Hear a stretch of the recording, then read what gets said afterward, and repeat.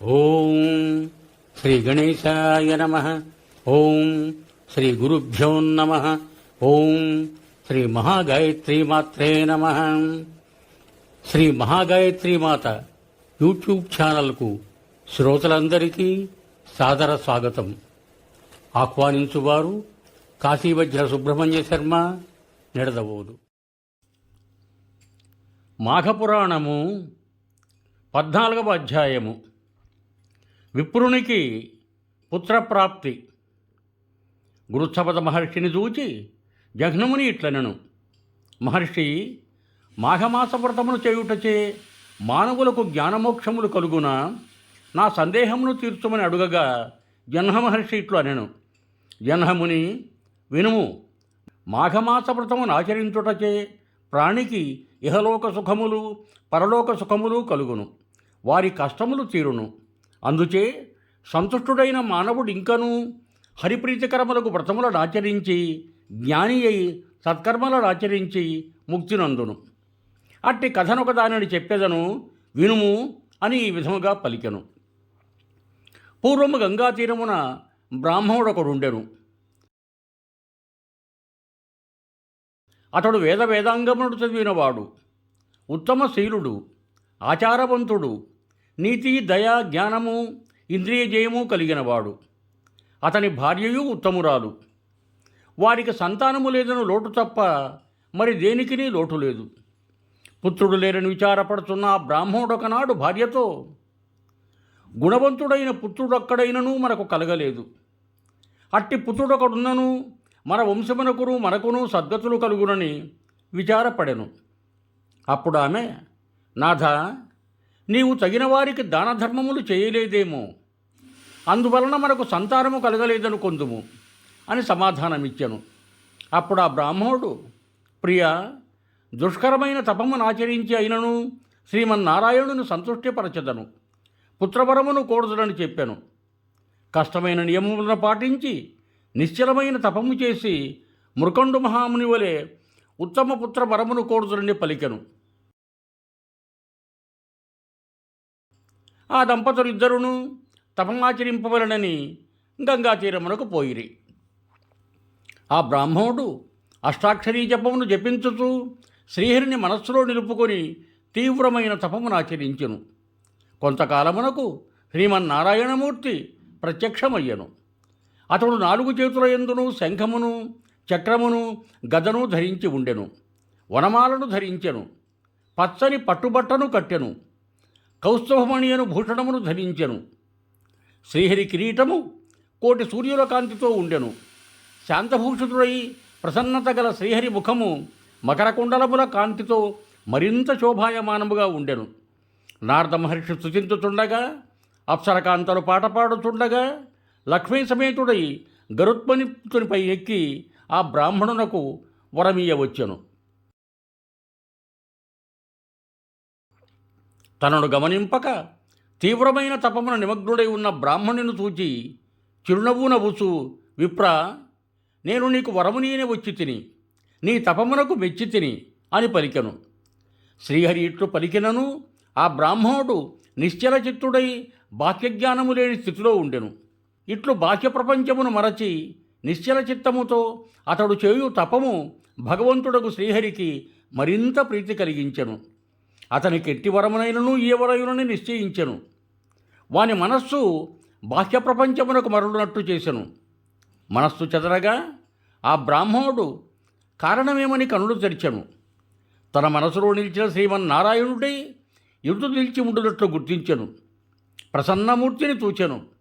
ఆనందపరవశుడైన అతడు శ్రీమన్నారాయణమూర్తిని ఇట్లు స్తుతించెను: విప్రకృత విష్ణుస్తుతి.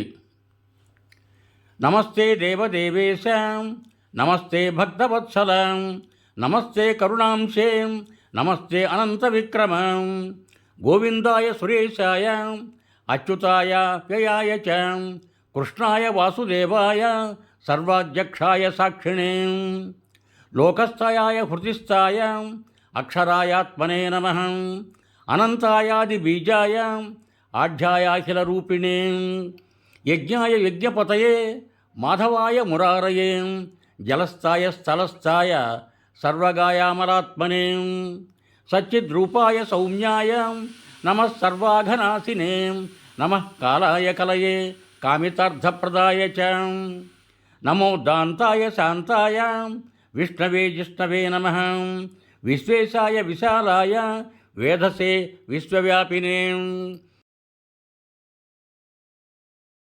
సురాధ్యక్షాయ సిద్ధాయ శ్రీధరాయ నమో నమః హృషీకేశాయ ధైర్యాయ నమస్తే మోక్షదాయినే పురుషోత్తమాయ పుణ్యాయ పద్మనాభాయ భాస్పతే అగ్రేసరాయ తూలాయ అగ్రేసరాయాత్మనే జనార్దనాయ జైత్రాయ జితామిత్రాయ జీవినే వేదవేద్యాయ విశ్వాయ నారసింహాయ తే నమః జ్ఞానాయ జ్ఞానరూపాయ జ్ఞానదయాచలాత్మనే దురంధరాయ దుర్యాయ ధరాధరాయ తే నమః నారాయణ యశర్వాయ రాక్షస్థానీకవైరిణే గుహ్యాయ గుహ్యపతయే గురవే గుణధారిణే కారుణ్యాయ శరణ్యాయ కాంతాయ అమృతమూర్తయే కేశవాయ నమోస్తేస్తు నమో దామోదరాయ చ సంకర్షణాయ శర్వాయ నమస్త్రైలోక్యపాలినే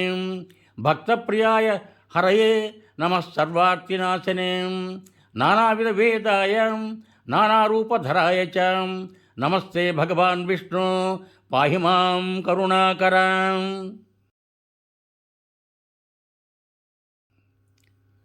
జహ్నుముని ఆ బ్రాహ్మణుడు అష్టోత్తరశతనామములతో శ్రీహరిని స్తుతించి ఆనందపరవశుడై నమస్కరించుతూ నిలిచి ఉండెను. భగవంతుడు వరమును కోరుకొమ్మనను.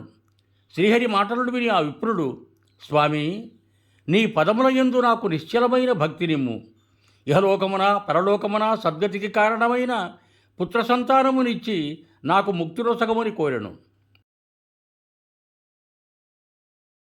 శ్రీహరి, నీవు కోరినట్లే వరమునిచ్చి తిని, నీవు చెప్పిన ఈ అష్టోత్తర శతనామ స్తోత్రమును చదివిన వారికి నేను శీఘ్రముగా ప్రసన్నుడనగుదును అని పలికి అంతర్ధానమందెను.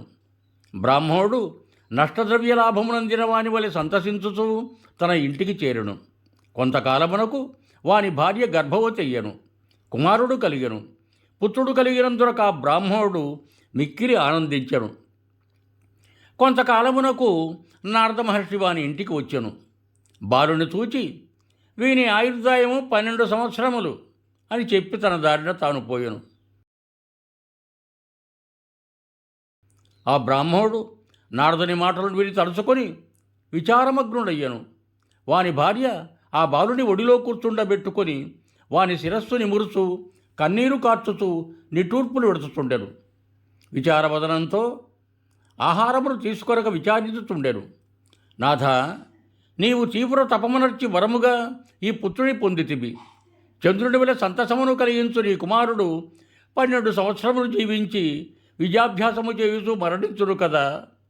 నేను ఈ పుత్రశోకమును ఎట్లు సహింపగలను? పుత్రశోకమును భరించగలను అని భర్తతో పలికెను. ఆ విప్రుడును భార్య మాటలను విని బాధపడుచూ ఆమెను ఓదార్ప నిశ్చయించెను. ఆమెను ఊరడించుతూ ఇట్లనెను, ప్రియ, దుఃఖింపకుము. దుఃఖము శరీరమును బాధించును. నీ దుఃఖమునకు తగిన కారణము లేదనుకొందును. మృత్యువు తప్పనిది, అది ఎవరినీ విడువదు. మన పుత్రుడు 13వ ఏట పుట్టినందునని ఇప్పుడు దుఃఖించుచుంటివా? నీకు నాకును ఎప్పటికైనాను మృత్యువు తప్పదు. మన పుత్రుడు మనము మరణించిన తరువాత అయినా మరణింపక తప్పదు కదా. మరి ఈ ముందు వెనుకలు వయస్సులకు కలదు, కానీ మృత్యువునకు లేదు. పండితుడైన వాడు సుఖదుఖములకు హర్షశోకములను అందడు. కావున నీవును శోకింపకము. జరగవలసినది జరుగుక తప్పదు. అట్టితో నీకు విచారమేలా? నీవు దుఃఖించినను కానున్నది కాకమానదు. అనగా నీ శోకము నిష్ప్రయోజనము. ప్రతి ప్రాణియు తాను చేసిన కర్మననుసరించి జన్మించును, మరణించును. కనిపించినది నశింపక నిల్చునా? యదృశ్యం తన్నశ్యం. కావున శోకింపకము అని ఆమెను ఊరడించెను. మయు నిరర్థకమైన దుఃఖమును విడువుము. శ్రీహరిని పూజించి పుత్రుని మరణభయమును పోగొట్టుదును. నీవు ధైర్యముగా ఉండుము అని పలికి మరలా గంగాతీరమును చేరి నియమనిష్టలతో శ్రీహరిని సర్వోపచారములతో పూజించుచుండెను. శ్రీహరి అష్టాక్షరీ మంత్రమును జపించెను. శ్రీహరి వారిని నిశ్చల భక్తికి ప్రీతి చెంది ప్రత్యక్షమయ్యను. బ్రాహ్మణుడు శ్రీమన్నారాయణునకు సాష్టాంగ నమస్కారము చేసి నిలిచి ఉండెను. సశేషం శుభం భూయాత్, సర్వే జనా సుఖినో భవంతు. ధన్యవాదములు. మీకు నా ఈ వీడియో నచ్చినట్టయితే దయచేసి లైక్ కొట్టి ఈ వీడియోను షేర్ చేసి నా ఛానల్ను సబ్స్క్రైబ్ చేయ ప్రార్థన. మీ బంధుమిత్రులకు కూడా నా ఈ వీడియోలను షేర్ చేయండి. మరొక్క మారు ధన్యవాదములతో భవదీయుడు కాశీవజ్ర సుబ్రహ్మణ్య శర్మ, నిడదవోలు, తూర్పుగోదావరి జిల్లా.